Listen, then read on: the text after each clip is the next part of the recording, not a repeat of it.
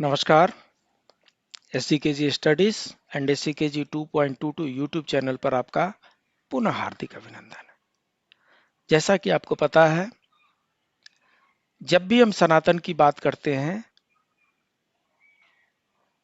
वैज्ञानिकता के साथ करते हैं। हमारे सनातन में जितने भी संस्कार हैं वो सब वैज्ञानिक हैं। वो पहले संस्कार हैं और बाद में विज्ञान ने उसे साबित किया है कि yes, it is right, yes, it is perfect. ऐसा ही एक पंचांग की अवधारणा है। पंचांग की अवधारणा ये है कि वार्तालाप में लोग कभी खरमास को मलमास कहते हैं, कभी मलमास को खरमास कहते हैं। मलमास खरमास एक नहीं है, दोनों अलग है। आई रिपीट, खरमास एंड मलमास ये दोनों अलग अलग पंचांग की अवधारणाएं हैं, अलग अलग है। और इन्हें एक बिल्कुल नहीं मान सकते। इन्हें एक वही मानते हैं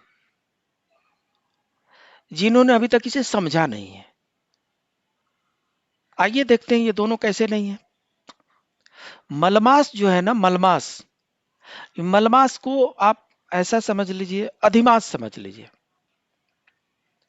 चंद्रमास और सूर्य मास, चंद्रमा की गति अलग होती है, सूर्य की गति अलग होती है। चंद्रमास के अनुसार वर्ष 354 डेज का होता है, 354 दिन का होता है। सौर मास के अनुसार वर्ष जो एक 365 डेज का होता है। तो चंद्रमास में 354 दिन, सौर मास में 365 दिन, 11 दिन का डिफरेंस हर साल हो रहा है साहब। कहीं ना कहीं इसको एडजस्ट तो करना है। वो एडजस्ट करने के लिए हिंदी कैलेंडर में अधिमास लगाया जाता है। उस अधिमास को मलमास के नाम से जाना जाता है। सो अधिमास को मलमास के नाम से जाना जाता है। ये अधिमास हर 32 महीने 16 दिन बाद आते हैं। 32 महीने अर्थात 2.5 साल के बाद।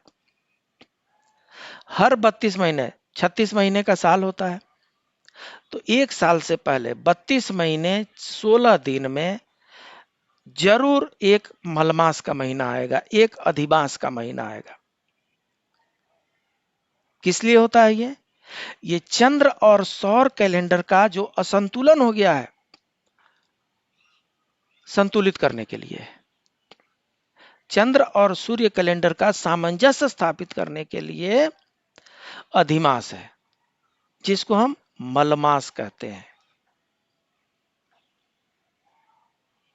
अगला मलमास 18 अगस्त 2027 से शुरू होगा।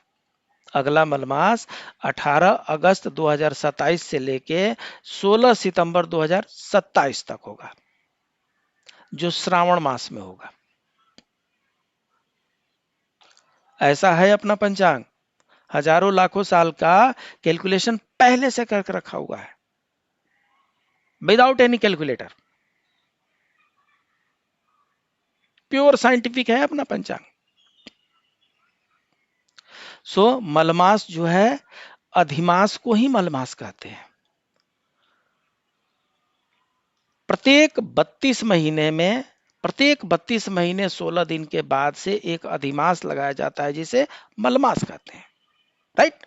खरमास, खरमास साल में 2 बार लगता है। खरमास साल में 2 बार लगता है, एक धनु राशि में, एक मीन राशि में। तो सूर्य का क्या होता है, ट्रांजिशन होता है, जिसे संक्रांति कहते हैं हिंदी में। संक्रांति को इंग्लिश में ट्रांजिशन कहते हैं। तो सूर्य क्या होता है, सूर्य का ट्रांजिशन कंटिन्यूअस चल ही रहा है। सूर्य का ट्रांजिशन चलता रहता है, एक राशि से दूसरी राशि, तीसरी राशि, 12 राशियां हैं। 12 राशियों में सूर्य का ट्रांजिशन चलता रहता है जी। ये कभी कम ज्यादा नहीं, चलता रहता है। ये कुछ ऐसे राशियों का हिसाब किताब है, ज्योतिषीय गणना है, जहां पर आकर के ये ट्रांजिशन खरमास में कन्वर्ट हो जाता है। तो एक बार सूर्य धनु में जाते हैं तब खरमास लगता है, और एक बार सूर्य मीन में जाते हैं राशि में तब खरमास लगता है। इन ऑल कंडीशन, चाहे खरमास हो और चाहे मलमास हो, दोनों में ही शुभ कार्य निषेध है। खरमास या मलमास दोनों में ही शुभ कार्य निषेध है। इसलिए ग्रामीण भाषा में लोग खरमास को मलमास और मलमास को खरमास एक दूसरे का सब्स्टिट्यूट बोलते रहते हैं। ये दोनों एक है नहीं। खरमास साल में 2 बार लगता ही लगता है। एक तो आप सबको पता है, 16 दिसंबर से लगभग प्रत्येक वर्ष लगता है। 16 दिसंबर से लेकर के और लगभग 14 जनवरी तक प्रत्येक वर्ष एक खरमास लगता है, और उस 14 जनवरी को मकर संक्रांति कहते हैं। कौन सा संक्रांति कहते हैं? मकर संक्रांति करते हैं। क्यों? मेष, वृष, मिथुन, कर्क, सिंह, कन्या, तुला, धनु। धनु के बाद कहां जाएंगे? मकर में तो जाएंगे। धनु के बाद मकर में ही प्रवेश करेंगे, इसीलिए उसे मकर संक्रांति कहते हैं। हाँ? तो जो दिसंबर से जनवरी वाला जो खरमास होता है वो समापन होता है मकर संक्रांति से। मुझे उम्मीद है आप लोगों को समझ में आ गया होगा। खरमास और मलमास दोनों एक नहीं है। मलमास को अधिमास भी कहते हैं, इसे पुरुषोत्तम मास भी कहते हैं। ये 3 साल में, जैसे कि मैंने 32 महीने बताया, 32 महीने 16 दिन में एक बार आता है, जबकि खरमास वर्ष में 2 बार आते हैं। जो मलमास है, जिसे अधिमास कहते हैं, जिसे पुरुषोत्तम मास कहते हैं, इसका संबंध चंद्रमा की गति से है। खरमास, इसका संबंध सूर्य की गति से है। पौराणिक मान्यताओं के अनुसार खर मीन्स गधा होता है। तो सूर्य जनरली क्या होते हैं? सूर्य के रथ में 7 घोड़े लगे होते हैं। ऐसी किंवदंती है कि इस पार्टिकुलर पीरियड में आकर के उनके घोड़े आराम करने लगते हैं और वहां पर गधों को लगा दिया जाता है, जिससे उनका स्पीड स्लो हो जाता है। ये किंवदंती है, और उसके नाम पे इसको खर मास कहते हैं। खर मीन्स घोड़ा, गधा, तो गधे का मास हो गया, राइट।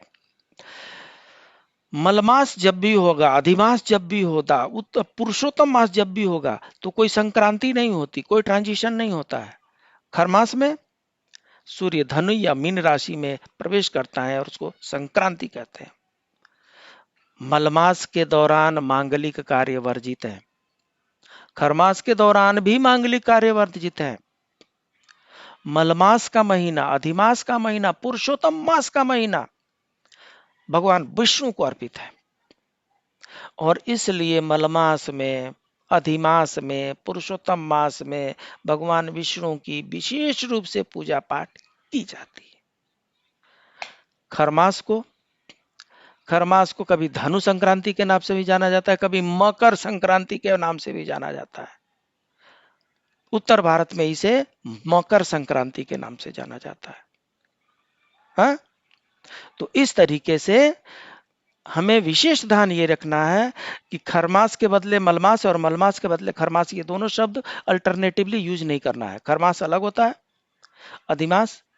मलमास अलग होता है। उम्मीद है आपको ये हमारी बातें अच्छी लगी होंगी।